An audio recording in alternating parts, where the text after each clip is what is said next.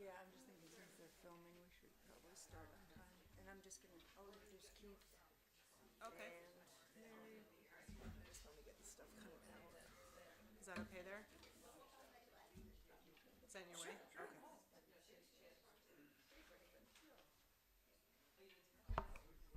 Hello. Hi, everyone. My name is Vivian. I'm with the Albany Library, and I want to welcome you all on behalf of the Brown Bag Speaker Series, which this is the last one of. We are still planning our 2014 season and are open to suggestions. If anybody has a topic they'd like to see discussed, we are open. My colleague who helps with the planning is Mary Delia from the Y. And today we are happy to have Keith Skinner, the president of the Berkeley Path Wanderers Association, introducing one of his trail leaders. And here's Keith.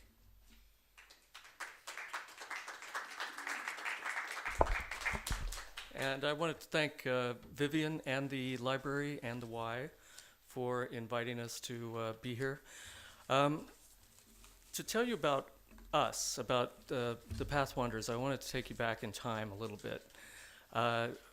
Think of being up on the Berkeley Hills, some high point in the Berkeley Hills, someplace behind Thousand Oaks area.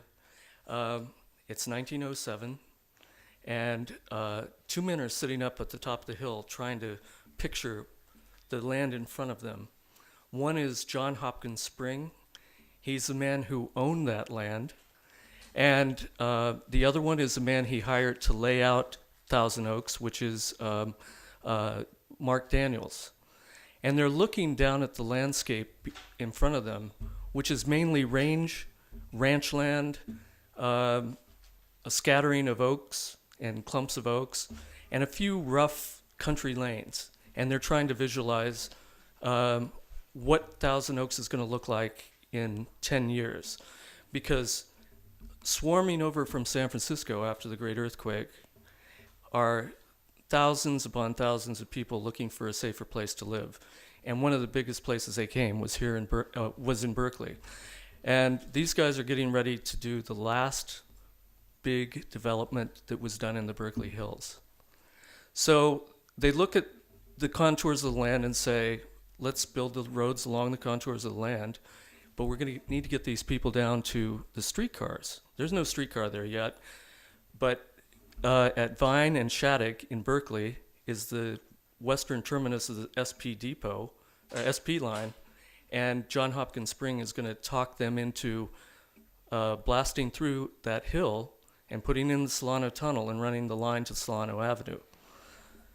So to get people down to the streetcars and get them to the city, because they still work in the city, they build a series of paths down from the streets, between streets. This isn't the first time that that's happened. Duncan McDuffie did the same thing in North Bray, and they did the same thing in Claremont. So by 1920, when Thousand Oaks becomes part of the city, we have 136 rights of way that are designated for pedestrian paths. The city builds many of those, but hard times fall on the country after the 20s, and by 1930 the city has abandoned building any more paths. Fast forward to 1992, we have the Hill Fire, the Great Hill Fire sweep across the hills of Berkeley and Oakland. And in the aftermath of that fire, all the firefighters and public safety people get together and try to figure out what they could do better to fight or prevent a fire. And one thing that comes up is the path system in Berkeley, that this could be a really good egress route for getting people getting the firefighters up in the hills and getting them people out. So the city commissions a study that to see what they can do to make them better egress routes. When the study is delivered, when the report from the study is delivered, they find that the solutions that are suggested are too expensive, and they abandon it. So in 1997, 4 women get together, and they said, we're gonna do this. We're gonna make a map of the paths, and they put all their little hand-drawn pieces and photocopies of paths together, and they create a map, and they form an organization that leads walks and alerts people to what the paths are about and that there are paths there. There are still people in Berkeley that don't know we have 140 some paths. And not only that, but they start rehabilitating the paths. The ones that have fallen into disrepair that they can fix as just regular people, not construction people. They clean them, they take people on walks on them, and then they start building some of the paths that the city never finished. And since 1998, we have built 32 of those paths. 32 paths that we didn't have before. And some of them are incredibly beautiful. One of my favorite is Lower Covert, which is on the map here. It crosses a creek, and it goes through a redwood forest, basically. A backyard, but it's a big area. Another one is Wildcat Path over there on Park Hills. It's beautiful. So that is what the Berkeley Path Wanderers do. And for that, we charge a $5 membership a year. We sell our map, and we rely upon the contributions of people like you guys. If you're interested in what we do, we lead 2 walks a month. You can go to our website and get our schedule. It's www.berkeleypaths.org, and join us for a walk. Now, what I'd like to do is turn it over to Aletta George, who is a journalist who was on a writer's retreat in Berkeley and went for a walk one day and made some discoveries that she wants to tell you about. I'll let her tell you what her book's about. Aletta George.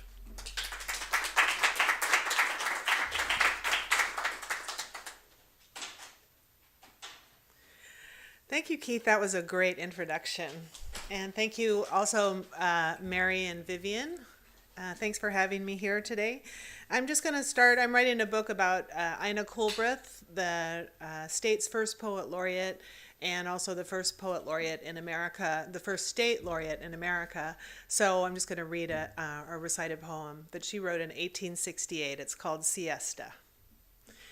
If I lie at ease in the cradling trees, till the day drops down in the golden seas, and the light shall die in the warm wide sky, and the cool night cover me, what care I? All is one as when the day is done, the woven woof or the web unspun. In my leafy nest I will lie at rest, a careless dreamer, and that is best. Does a brown eye wake for a trouble's sake, ye little tenants of wood and brake? What greater woe does a wild bee know than to vex the heart of a honey blow? Bonny birds sing to me, butterflies wing to me, slender convolvulus flutter and cling to me. Dim spice odors and meadow musk blow about me from dawn to dusk. Though the city frown from her hilltops brown, and the weary toilers go up and down, I will lie at rest in my leafy nest, a careless dreamer, and that is best. Thank you. So I'm writing as I said, I'm writing a biography about Ina Coolbrith, and one of the ways that I get quality writing time is to stay at my friend's house when they go on vacation, and I use that for concentrated writing time. And I have 2 friends that live in Berkeley that are here, and one of them lives right above Gourmet Ghetto. And a couple of years ago, I left her house at around noontime to go take a walk. And I was walking up in the hills and looking for a place to go up so I could get some aerobic activity. And I saw something that looked like it was going to go up, so I headed towards that. And when I got there, it was called Bret Hart Way. Now that morning, I had been working on a chapter with Ina Coolbrith that included Bret Hart. And it was like, okay, this is weird. So I go up the steps and I get to this top, and it's Sterling Avenue. Now, George Sterling was a very good friend of hers, too.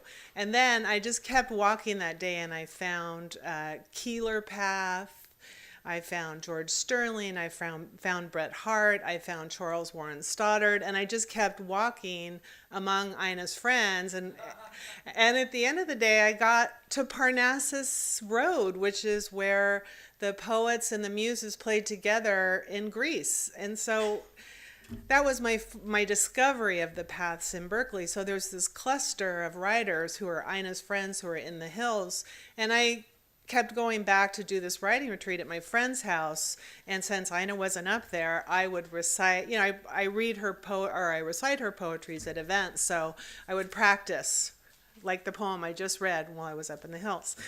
So since I'm writing about Ina Coolbrith, I will tell you a few stories about her and the people that are up in the hills, her friends that are up in the hills. So let me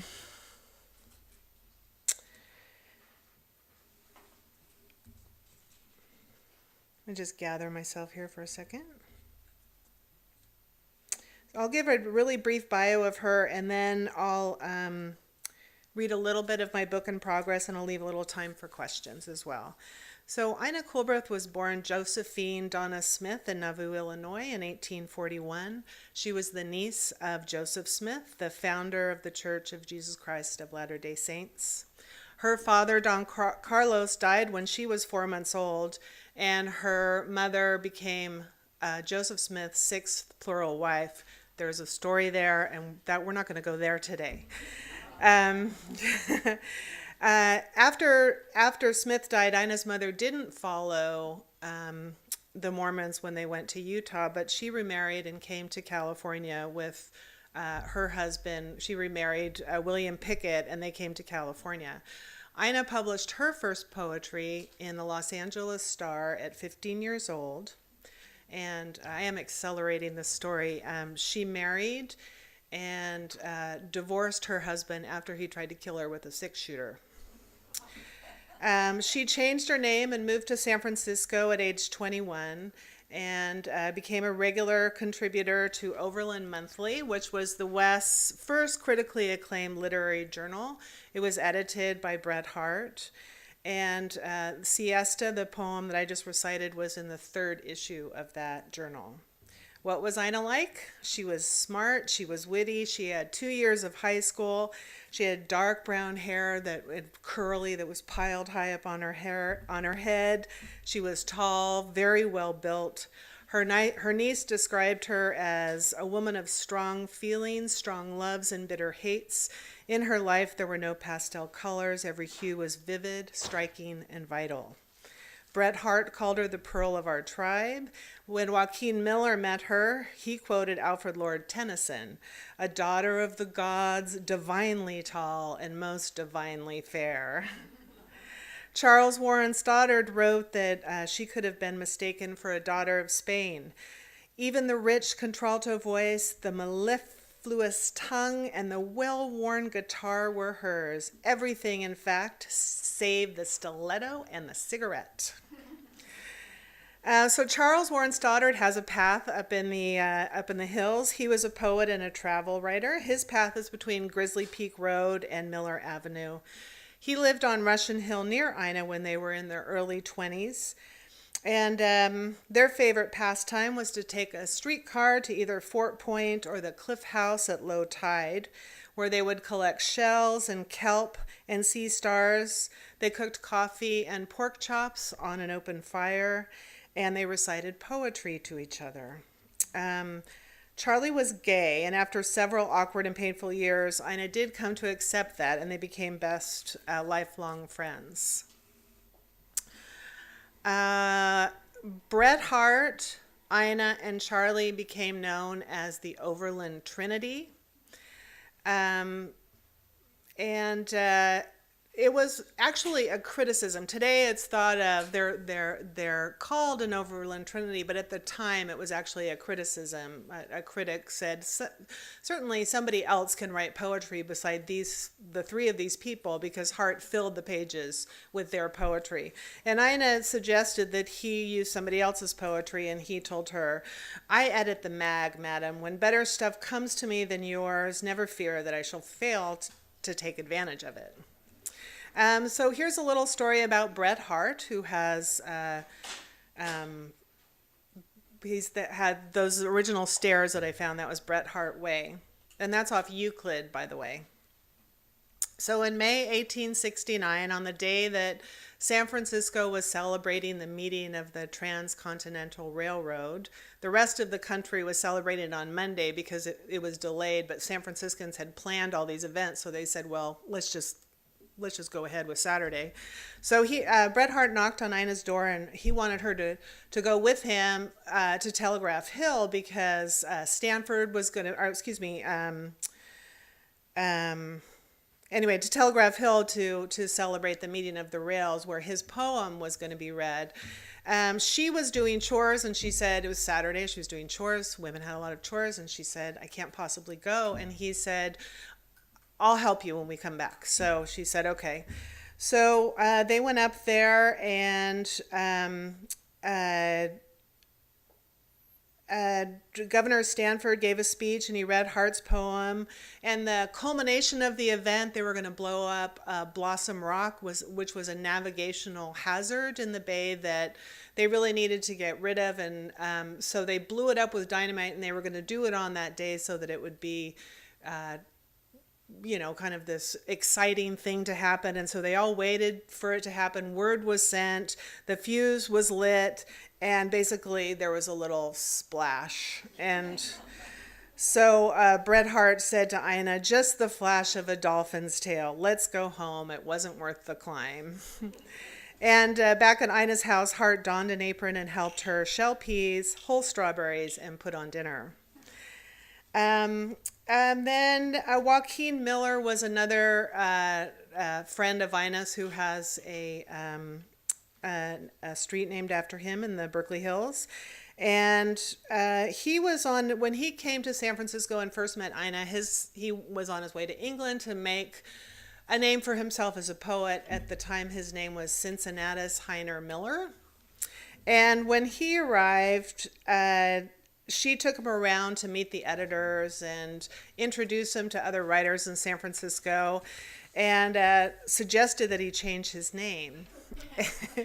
And when she first met him, she said that he wore fairly typical clothing, but that after he went to England and that he did change his name, he also changed his look. He started wearing corduroy pants tucked into his boots and a sombrero, and he grew his hair long, and something that you wouldn't think twice about now, but at the time she heard these stories and was kind of aghast. And then a couple years later, but she didn't really believe the stories, and a couple years later he showed up at her door and knocked, and she answered the door, and she said, this is in a speech that she gave later, she said, "Joaquin, how could you?" And he said, "That is the welcome to a man who has been for 2 years the Lion of London?" "Lion," she said, "is that why you have grown a mane?"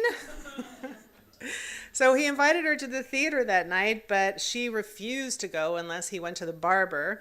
So he said, okay. So he came back and picked her up, and he looked well dressed. He was like wearing a suit, and his hair was fine, and he looked fine. So she went with him, and at intermission, she looked at him, and his hair was flowing again, and he just put into her hand a pile of hairpins.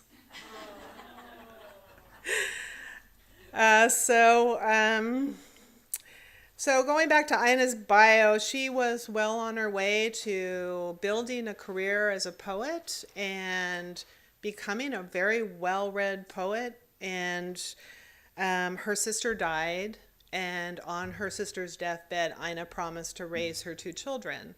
And so she suddenly was a breadwinner for a family of 5, which included her invalid mother, her niece and nephew, and Joaquin Miller's half-Indian daughter, Kalashasta.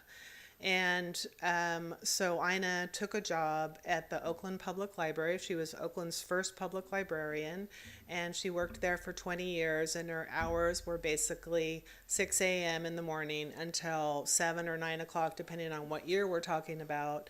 Or maybe it was 9 o'clock. Anyway, it was long. It was like 14 hours a day, 6 days a week with very little vacation time. Her starting salary was $70 a month, which had to be stretched for 5 people. So she didn't have a whole lot of time to write.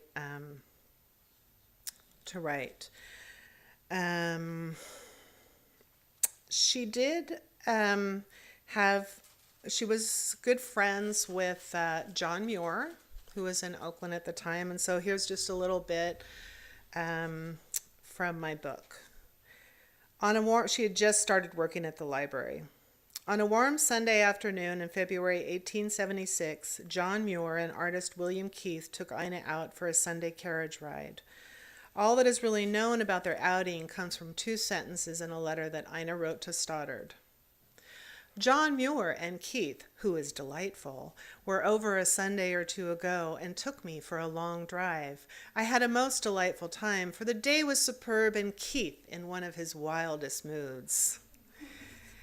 In those days, it didn't take long to get into the hills where cows and sheep roamed freely.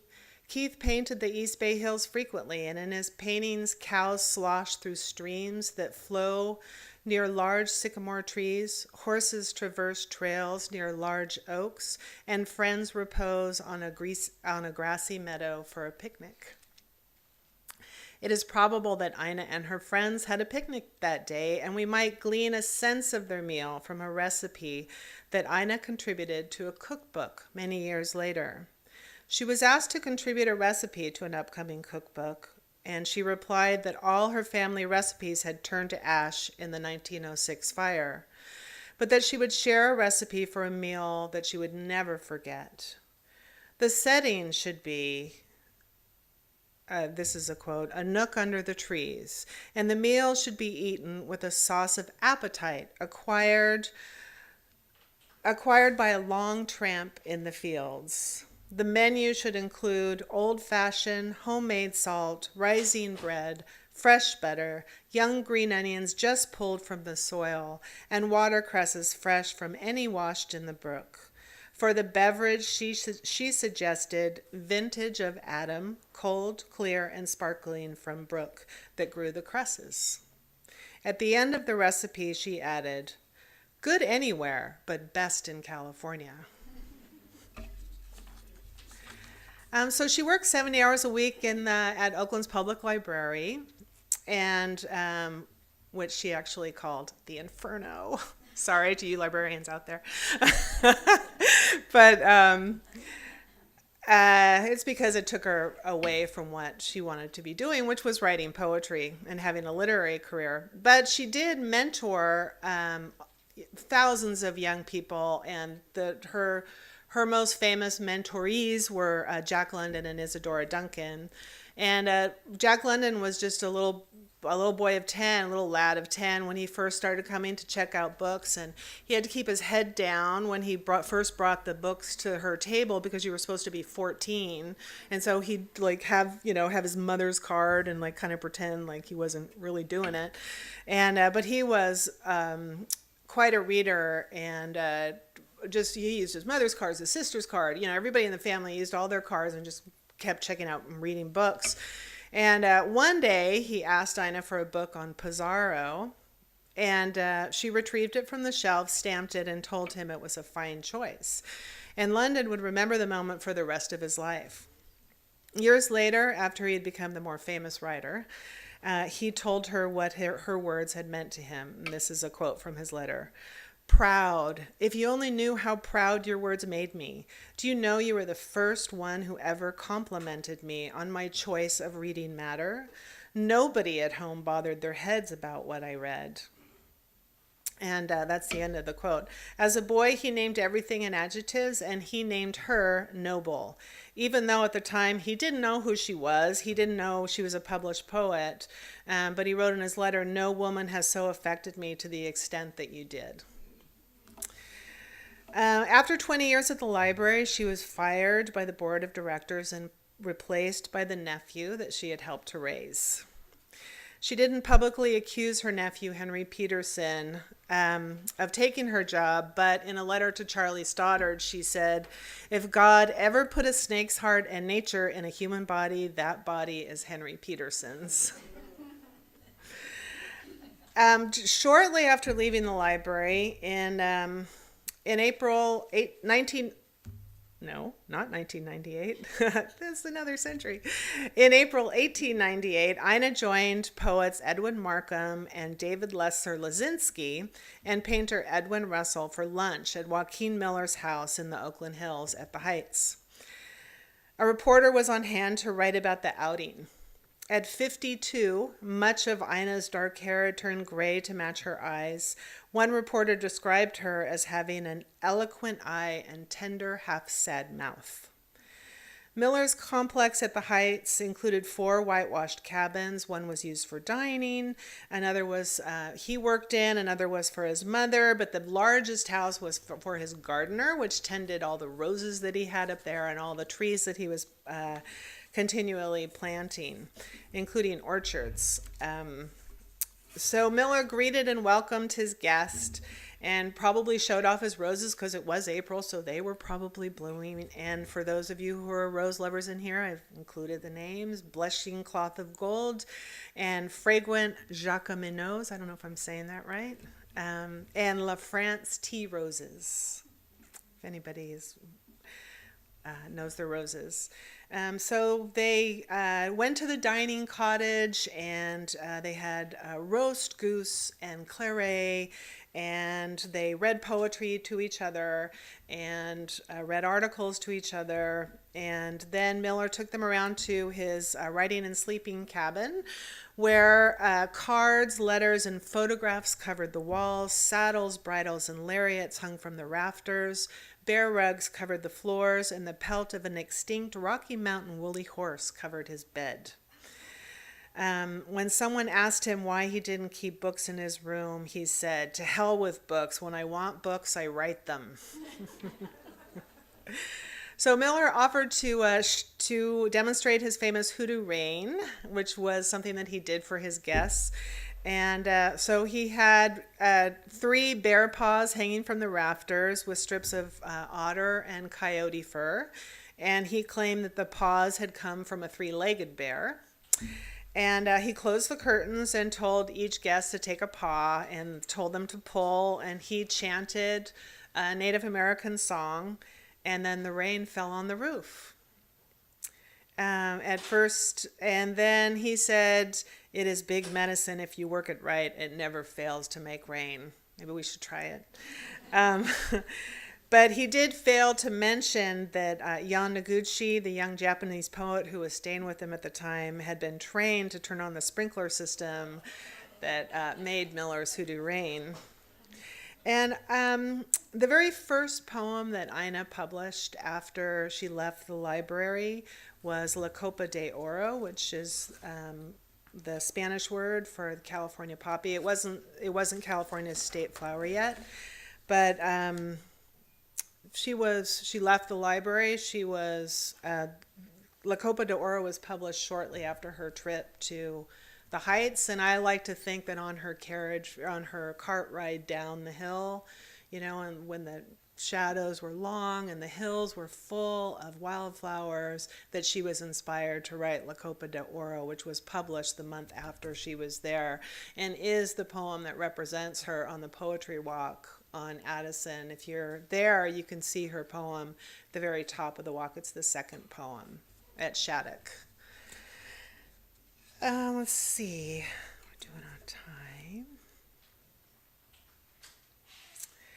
So Ina did return to her literary work, but she needed to make some money, so she took another library job, first at the San Francisco Mercantile Library and then at the Bohemian Club. She worked there part-time. She had severe rheumatoid arthritis at this time, so she suffered from that, but she also worked part-time at the library and wrote a book on California's early literary history. And she worked on that, and she had a finished copy of the book in her desk when the great 1906 earthquake and fire roared through San Francisco. She was evacuated from Russian Hill, and she and her companion left carrying nothing but the 2 cats. And like everybody else, they thought they were going to go back home. A lot of people did that. When they evacuated their homes, they assumed they were going to go back. So she lost all of her letters, all of her paintings, all the William Keith paintings she had in her house, and most of all, the thing that she could have made some money off, which was the manuscript that was in her drawer, and it was finished, and it was sitting in her drawer, and that went up in flames. As she said, it turned to ash. So another name that you will see when you're up in the Berkeley Hills is Keeler. There's a lovely little wooded path called Keeler Path up there, and there's also Keeler's house is still up there.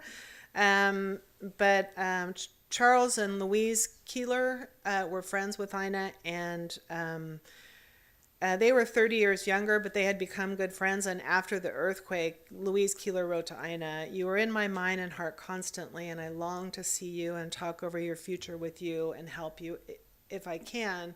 Louise Keeler was also very sick at that time and died shortly thereafter. But Charles encouraged Ina to write about the ordeal, and she wrote San Francisco, April 18th, 1906, based on his encouragement. He placed it in Putnam's magazine and sent her the money.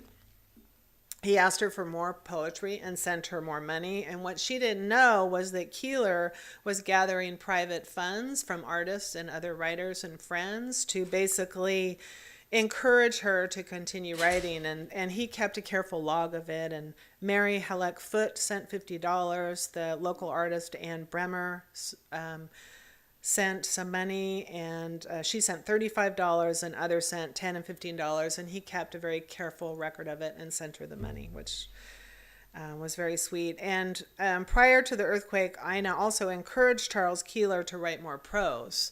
And here's an excerpt from his prose. This is from an essay from a book, from an essay he wrote, A Glimpse of the Birds of Berkeley. There comes a morning during the month of September when a peculiarly, that's a hard one, clear, crisp quality of the air first suggests the presence of autumn. It is something intangible, inexpressible, but to me vital and significant of change. In my morning walk, I notice the first red tips upon the maple leaves and catch the first notes of autumn birds. Let me picture my canyon in the autumn time, when the open hill slopes are covered with tarweed and dead grass, and the country roads are deep in dust. There is a quiet, almost sacred feeling about the place, shut in by steep hill slopes, crowded with bay trees through which the sun filters in scattered beams, and carpeted with ferns and fallen leaves. Just a quick little story about George Sterling, who Ina became friends with after the 1906 earthquake and fire. She was 65 at the time, and he was 37. There was a book that was put together that became a fundraiser for her and for her house that was rebuilt on Russian Hill. And he donated a poem to the book, and she wrote to thank him. So this is quoting from the letters. Ina, I do not know why you should be so good to me, but I wish I could tell you how much I appreciate it. Sterling, I don't think I've been particularly good to you, not half so much as I'd like to be. Ina, if you don't send me one of your photographs autographed, I shall try not to love you anymore. I may not succeed, hardly think I can, but I shall try. I wonder if you are Dante come back again. Sterling, no, I'm not Dante come back again, but a man enormously less gifted and enormously happier. I prefer it that way. Ina, thanks for the perfect picture of the poet in his youth. If you only knew what a pleasure it is to me to look upon it. A few years later, when Sterling wrote an ode to her that was published in the Overland Monthly, she wrote to thank him. And he replied, I love to write poems and inscriptions to you. Wish you were 35 and I 36. So in 1915, Ina was crowned the poet laureate. Up until her celebrity continued to grow, she didn't talk about herself and her stories a lot until after the earthquake. There was an interest in her and her stories, and she was a very reticent person about her past and her stories. She always kept her Mormon background a secret. That was a secret until the day she died. Nobody knew that she had been married or that she'd been divorced and had a child. Those were secrets that she always held. But even the other stories of coming to California on the Overland Trail on James Beckwourth's horse, all these stories, the story of her and Joaquin Miller gathering bay laurel leaves for a crown that went to Byron's grave and led to the restoration of the church, like all these stories, she never really told them. She thought that her poems should tell the story of her life. After the earthquake, that started to change, and people started to ask, I don't know if somebody convinced her, but she started telling the stories to reporters, and so her celebrity grew.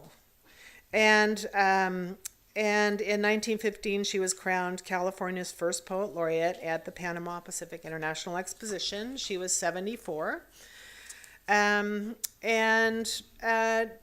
She was very unhappy with her career and output as a poet, however. And so at 78 years old, again, this is accelerating things. At 78 years old, she put everything that she owned in storage, and she got on a train and she went to New York. And for 4 years, she spent her winters in New York, or the most of her year in New York, in a hotel room so that she could write.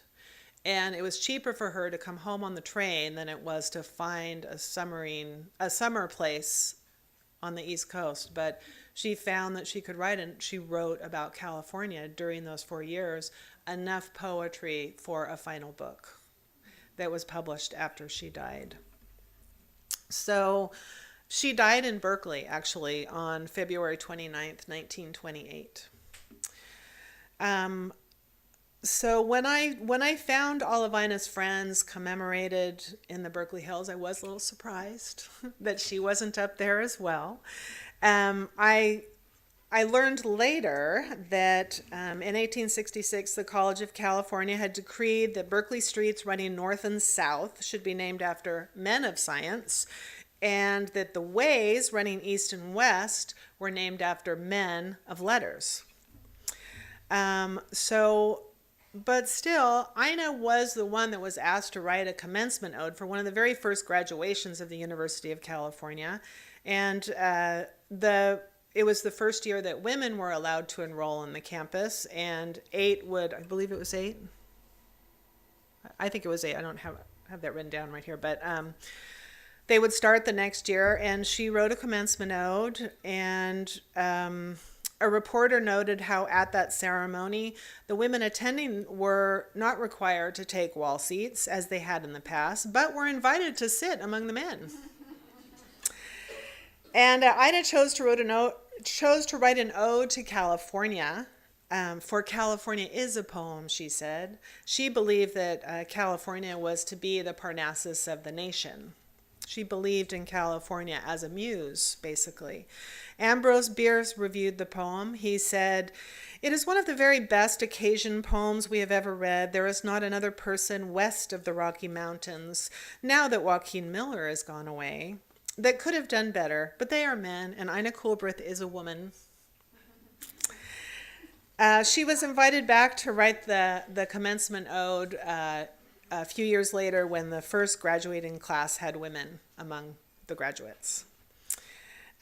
So I led a walk in the Berkeley Hills based on this history that I've just told you, and kind of planted the seed, like how there's all these people, all her friends are up there. Why doesn't she have a path or a way or something up here? And one of the path builders said, I think I remember seeing a map that had her name on it. And at the time I saw it, I thought, Ina, why is somebody's grandmother's name on the street? That's dumb.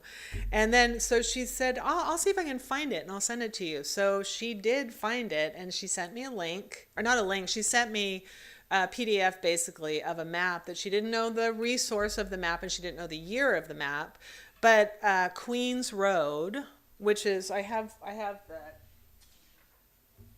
printout right here if you guys can figure, if you want to take a look. It's close to the campus.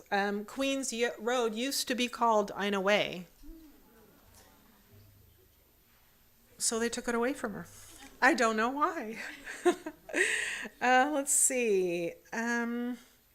Yeah, because I had suggested, because Bret Hart, he was besides Mark Twain, he was the most famous of these early writers, but he left San Francisco in 1872 and he never returned to California.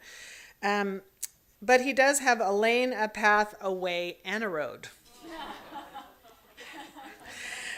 So I think he should give one up to the pearl of his tribe. But I'll close with the final stanza of California, which is the ode that she wrote for the University of California. And then I'd be happy to take any questions if you have any. And then if we have time, I might read one more poem. Okay, but I'll just read the end of this. This is the last stanza of California. Was it the wind or the soft sigh of leaves or sound of singing waters? Lo, I looked and saw the silvery ripples of the brook, the fruit upon the hill, the waving trees and mellow fields of harvest.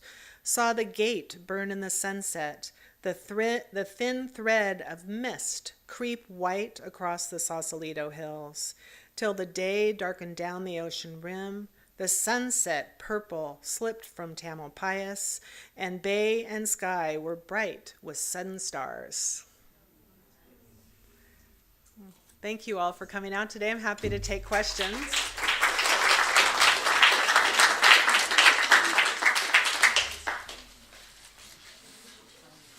Great talk, Aletta. Thank you so much. Oh, thank you.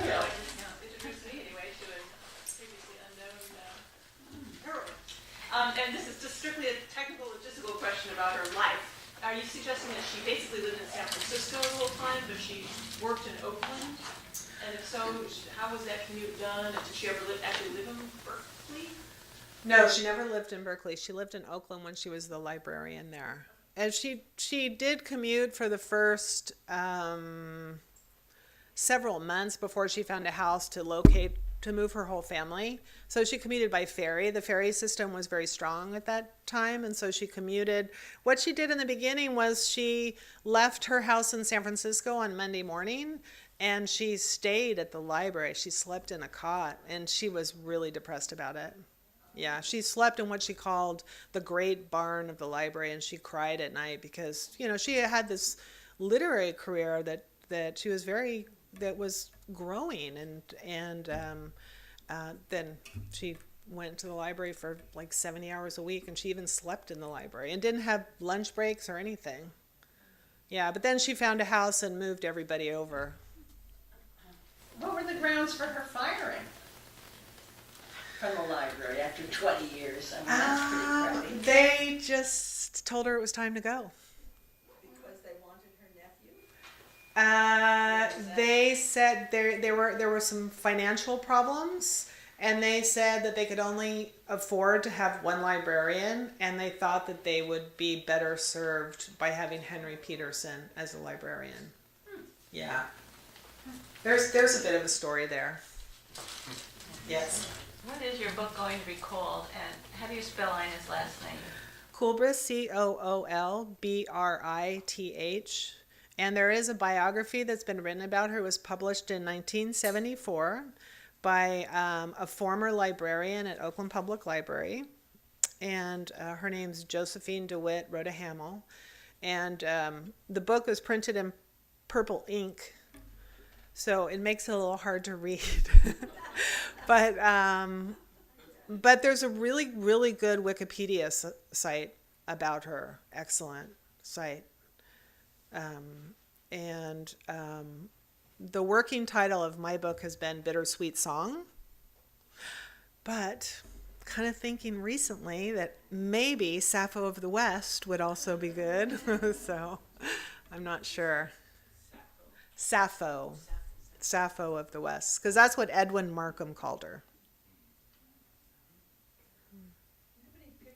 What she looked like? I almost brought one and I didn't. I'm sorry. Okay. Wikipedia has one. Yeah, they do. Yeah. Yes. By the time the Panama Pacific International Exposition has its centennial, which is 1915. So soon. Because that's when she was crowned. So I'd like to have it finished by then. Yes, Mary? I was wondering, is there any way to research the history of why Ina lost her street and it turned into Queen? Are you going to follow that up at all? Maybe after my book's finished. Yeah, I need to stay focused. But I am curious about it. But I went into the Berkeley Historical Society, which is in downtown Berkeley, and found out that it would take a lot of research to figure that out, basically. So, yes? It's really a question for you, I guess. Is there any chance there could be a path named after her, maybe in time for the Panama Pacific Exposition? So the question was, is there any chance of Ina having a path named after her? We just had a path named after a living person who is Betty Olds. I don't know if you're familiar with her, but she's been a path supporter for a long time. So yes, mount that campaign. Write to your council person. That's how you do it. Keith, there's one more question. Yes. Well, Susan Wainwright is the council person up there, and Wengraf. And there's a number of Bret Hart. Would it be appropriate to canvas for one of the Bret Harts being renamed for her in that area? Yes, it's possible. And I should point out this is one of the founders of Berkeley Path Wanderers behind us, Jackie Ensign.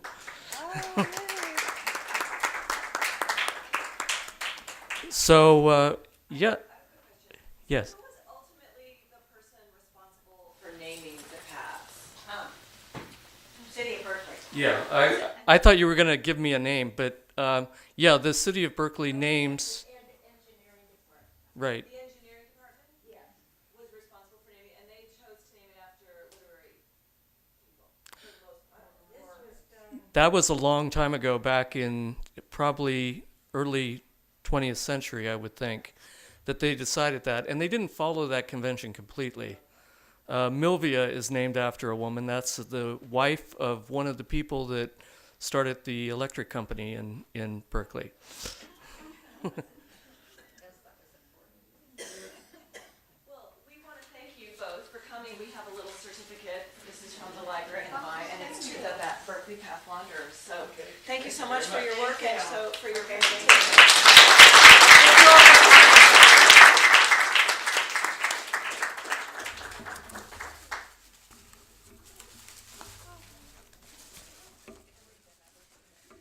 If you want to see the map of the trails with all the poets and artists, it's right here, and then also the Ina Way, the early map.